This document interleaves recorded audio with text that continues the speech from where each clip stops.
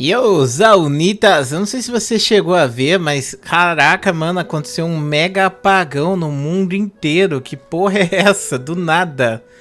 Pra quem não sabe, rolou um problema. Tem uma empresa chamada CrowdStrike que basicamente tem uma ferramenta anti-hacking, coisa do tipo, e eles lançaram uma atualização de software pra isso. Só que isso acabou entrando em conflito com os bagulhos da Microsoft. E aí acabou tudo, basicamente. Destruiu tudo, tela azul pra todo mundo, principalmente se a pessoa usa o aplicativo, né, o programa Azure da Microsoft. Deu ruim. Deu ruim pra caramba. Tipo, o mundo inteiro praticamente tendo um apagão gigantesco.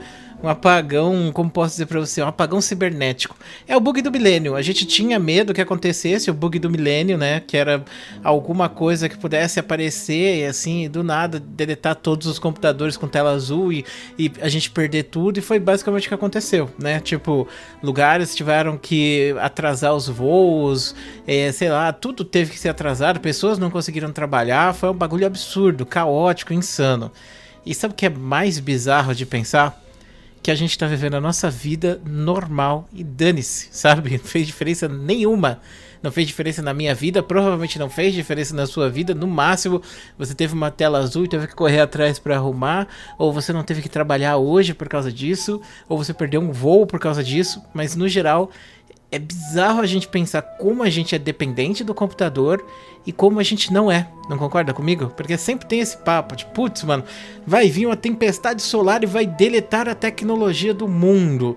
E aí a gente sente como se o mundo fosse acabar, sabe? Como se a gente fosse pegar e saquear as empresas e voltar a se juntar em comunidades menores e começar a destruir tudo, mas a tecnologia que a gente usa não é tão recente, mas ao mesmo tempo não é tão antiga, sabe?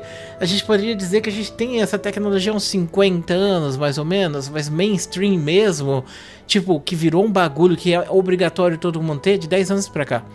Porque assim, quando eu fiz faculdade, eu comecei em 2009. E em 2009, aliás, 2008, mas tipo assim, em 2008 eu ainda usava telefone flip, sabe? Pra você ter ideia. Eu só fui ter o meu primeiro smartphone depois de sair da faculdade. Então fui ter o meu primeiro smartphone em 2013, 2014, pra você ter ideia. Demorei bastante tempo pra ter meu primeiro smartphone. E não só isso, tipo assim, se você for parar pra pensar, a internet pra usar a internet fora de casa também é um bagulho que demorou muito tempo pra acontecer. Então, tipo, é bem capaz que você que tá assistindo esse vídeo aqui, você já tá tão enraizado nessa questão da tecnologia de usar o Facebook fora de casa, o WhatsApp, coisa do tipo, que você nem lembra mais como era antigamente. Mas pode ter grande chance que há 5 anos atrás, ou seja, em 2019, você não tivesse esse contato todo com a tecnologia, ou se a gente voltar mais ainda, bem provável muitos de vocês não tinham em 2016, provavelmente a maior parte de vocês não estava tão conectado que nem vocês estão agora, sabe?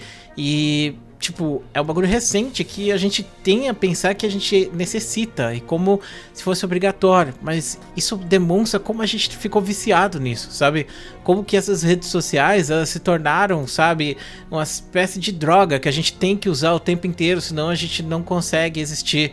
E a gente vê essas notícias e pensa, realmente, não existe mundo sem essas redes sociais e tal.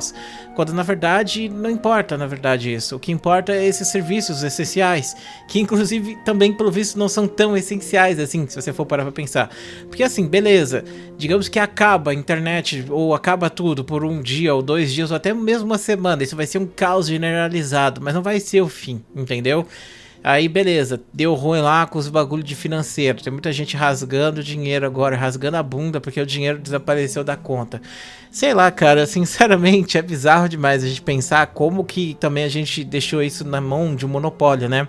Porque assim, isso deu problema porque foi um bug que rolou com a Microsoft, né? A galera que tá usando Apple ou a galera que tá usando Linux não teve problema nenhum. Eu acho que no máximo você deve ter tido uma pequena dor de cabeça, mas a galera que usa Microsoft, que é a imensa maioria, a gente botou todas as fichas nessa empresa, né? Se a empresa der uma merda amanhã, aí acabou o mundo também. Você já parou pra pensar nisso? E, tipo, não precisa vir a onda solar e explodir a Terra. Pode vir simplesmente lá um míssil e cair lá na Microsoft e explodir a Microsoft, sabe? E aí, o que vai acontecer? Como é que vai ter atualização pro Windows? Como é que vai ter as coisas de segurança? Como é que vai funcionar?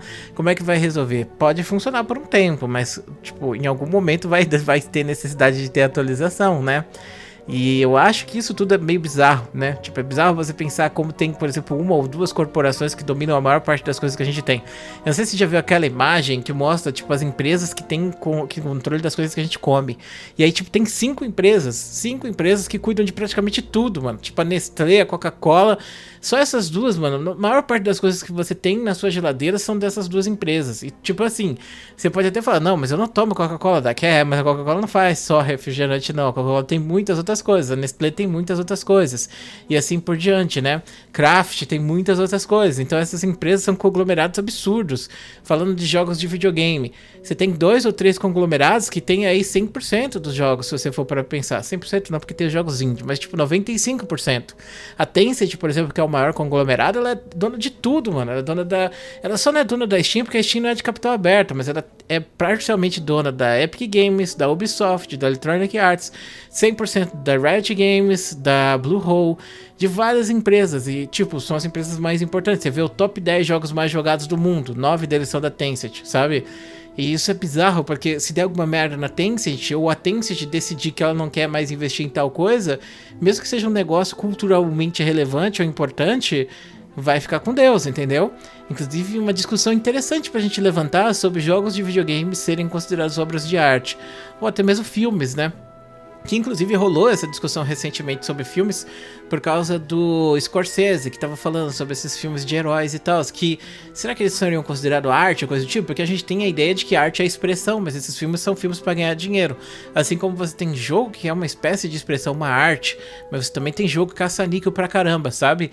E esses jogos de certa forma não são arte, eles são feitos para ganhar dinheiro, assim como filmes que são feitos para ganhar dinheiro, sabe? Então no final tudo se resume a isso, porque essas empresas controlam tudo e essa é a visão que elas têm de mercado. E eu acho que elas chegaram a esse ponto justamente por causa disso, né?